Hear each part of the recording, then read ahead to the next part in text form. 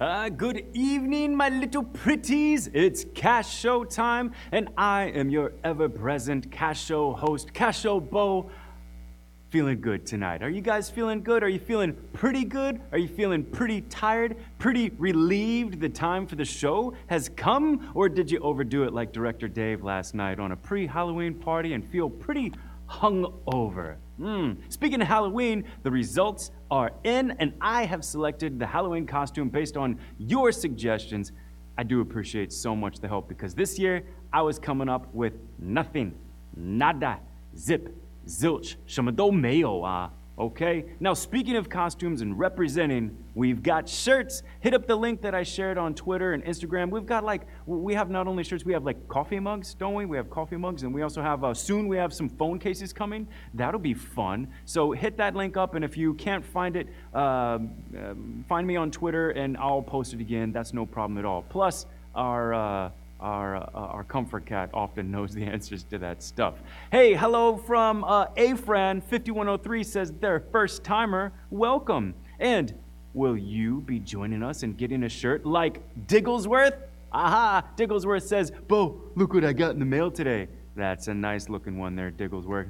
And then we have Kate Love, who says something a little long here. Says, Bo, if you get trick-or-treaters this year, tell them you're giving out extra lives instead of candy. And when they say, extra what? You're not making any sense. Just shut the door on them and eat all of your Mr. Good bars yourself. I mean, that's what I would do. You do you.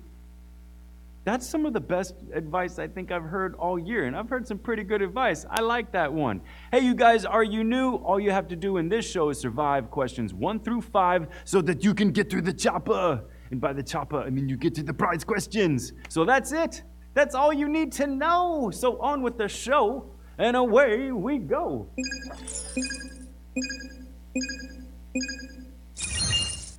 One of these days, I'm gonna mix it up so crazy here, and I'm gonna turn left while I do that. I'm just gonna really go wild one day. You guys aren't gonna know it hits you for real. Question number 1, which country lies farthest to the north? Sudan, Finland, Italy.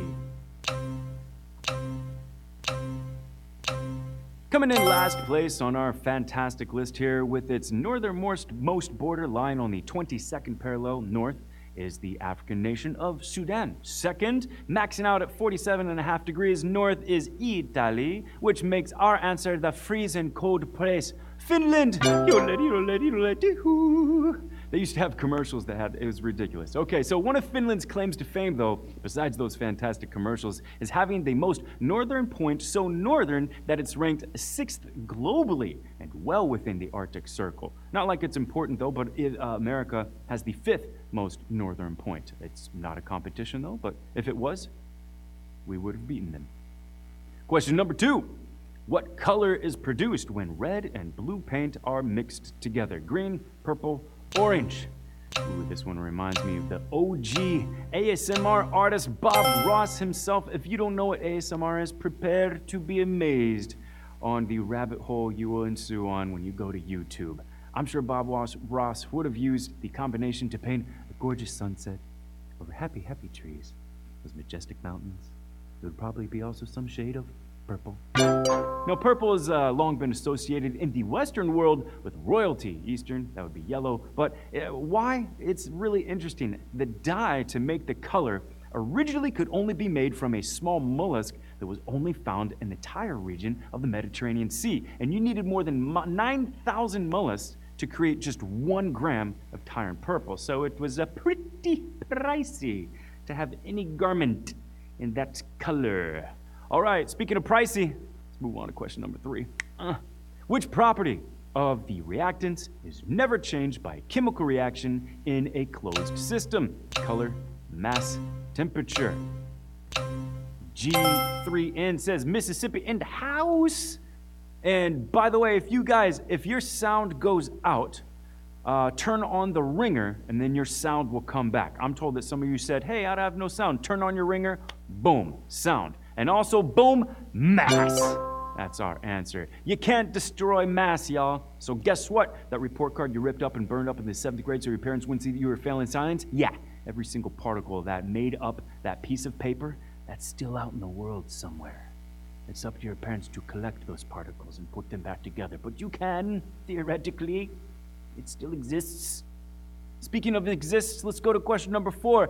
How many planets orbit between Venus and Mars? 1, a 2, a 3. Ooh, this is kind of a... Is it too early? Because I said speaking of exists, and one of these doesn't exist anymore. Planets, I mean. I don't know about the planets, but I'll tell you guys, my very educated mother just served us 9 pizzas. So the only thing between very and mother is educated. Ironically, that E stands for Earth. So the answer is a Juan. Gosh, doesn't it just make you sad that they have to change the acronym since Pluto's not a planet anymore? My very educated mother just served us nothing. Sad face, look downcast, and sniff sadly. Oh, my bad, I was supposed to do that. I read it instead. Let's move on. All right, question number 5. I hope that you stay alive. We're almost to the prize questions. Question 5 is, in Dora the Explorer, what kind of animal is Swiper? Iguana, monkey, fox. Tricky Nikki says, hello from Panama City, Florida. We survived, 850 strong. There you go. I like hearing about surviving 1 through 5 and surviving in Panama City, Florida. And did you survive this question? What does the fox say? Oh, Swiper is the bipedal anthropomorphic masked thieving fox whose theft of the possessions of others must be prevented through fourth wall-breaking interaction with the viewer. And even though we all know Swiper can't actually hear you when you're yelling at him, you can make your voice heard by voting November 6th. Boom! Did you get through? All right. Turn to that friend on your left. Pow! Give him that high five because you stayed alive. And now it's time for the prize questions.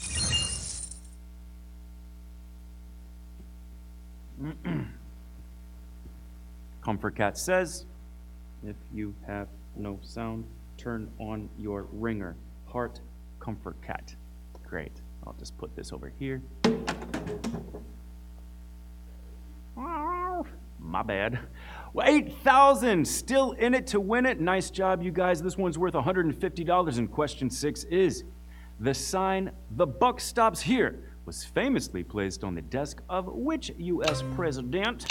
George W. Bush, George Washington, or Harry Truman?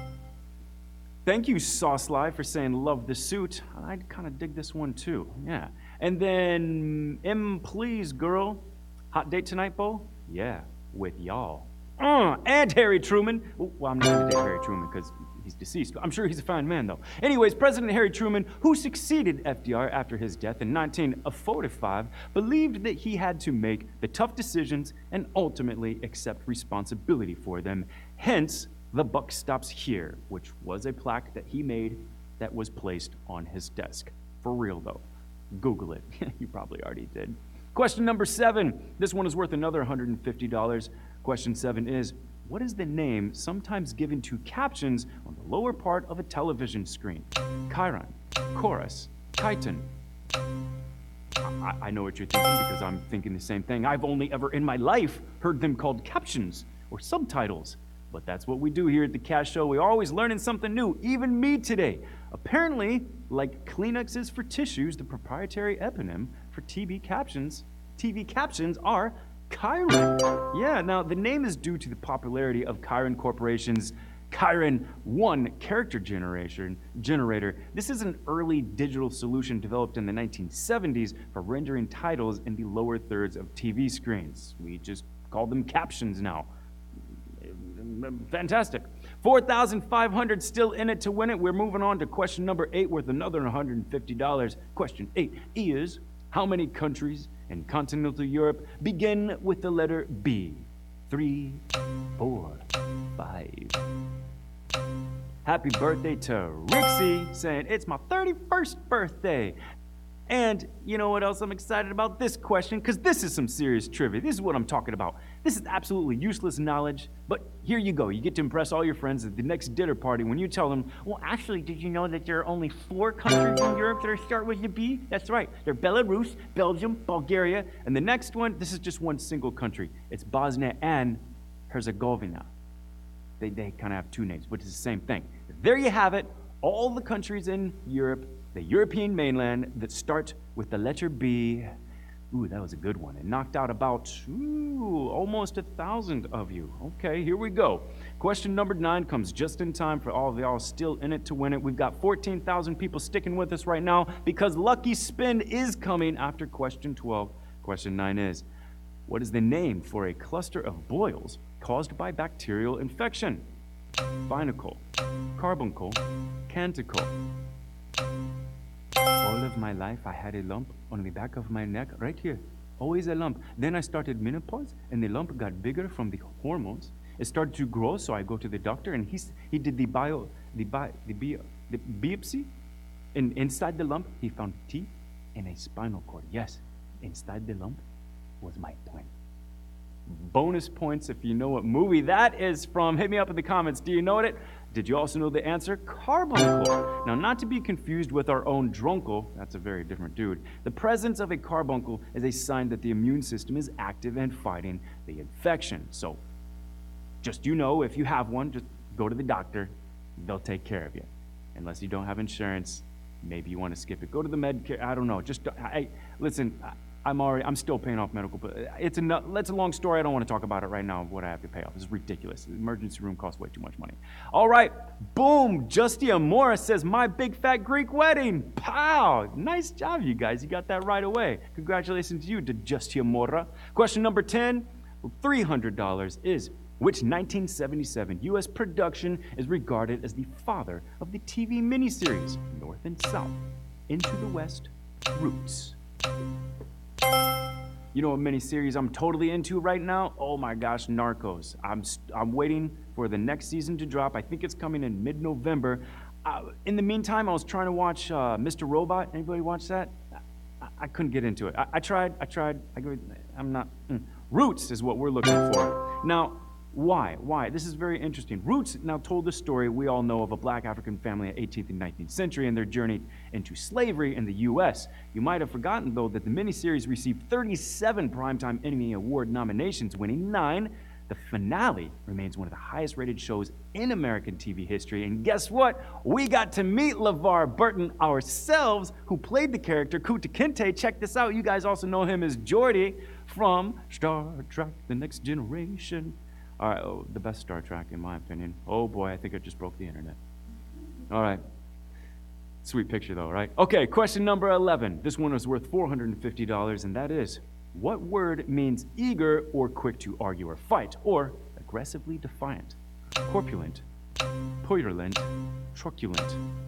Now, you can use these words to describe a friend, perhaps, that refuses to stop at just one place for dinner and instead goes to only the best places for these to put together their meal, like In-N-Out for the burger, McDonald's for the fries, and then Arby's for the Jamocha shake. You might call your friend a tad truculent when you confront them. Now, this comes from the Latin truculentus, meaning fierce. In Chinese, we have a much easier word to say. It's just lihai. And in your friend's case, maybe you just call them hangry. That's it. We're moving through. Now on to our last and final round. Now on. Keep stepping on that board. All right. Maximum Warp. Narcos is amazing. I agree with you, Maximum Warp. 1,738 cash kids. Still in it to win it. This question is worth just barely north of $1,600 exactly. Question 12 is, which sculptor carved the faces of the U.S. presidents on Mount Rushmore in South Dakota? Richard Serra, Suzanne Borglum, Frederick August Bartholdi. So this is really embarrassing. This is the embarrassing thing about Mount Rushmore. The whole little thing about how the United States seized the Black Hills from the Lakota tribe after literally promising that they could have it forever. And those particular mountains were very important to them. So anyways, the dude who took the chisel to it or the dynamite rather, Guzon Borglum. Boom, pow, how you like it now? It may not be carved in stone literally, but figuratively speaking, you now join the few of a list of many that have won the cash show. Alexa, tell them what they've won. Alexa, wait till we show how much we've won. Then you can tell them. All right, we've got the prize distribution list, and I'm going to read out a couple more here. Goody Two Shoes, clever spelling, by the way, S-H-U-E-Z, says, Mr. Robot was a tough one to get into for me, too. Yeah, I just had a really tough time identifying with that character. He was not only weird, he was weird. And then Rogue Draco says, shout out to Colorado. Shout out to you, Colorado. 1,579. What did they win, Alexa? That's right, 162 just for you. And as if that wasn't enough, we're going to hit that lucky spin right now. Stay with us, hit that lucky spin. Everyone's a wiener for the lucky spin. And then Lisa W509 says, what would Creepy Cat say about that sound? I don't know, because I flush Creepy Cat down the toilet. All right, you guys. Get that skip card, get that power prize, the extra life, and the wrong gone. Help you go that much farther too here on the Cash Show. That's it. That's all. I had a lot of fun with y'all. Be safe this Halloween weekend. If you choose to go out tonight, get a scooter home or don't drive. That's just what I'm trying to say. That was a good one, and if you've got some fun Halloween pictures, be sure to share those with me on Twitter. I'm looking forward to showing you all what I'm going to be wearing coming up on Wednesday. Yes, I'll be hosting Wednesday. I'll be back tomorrow, Tuesday, and until then, ciao for now. Have a good night.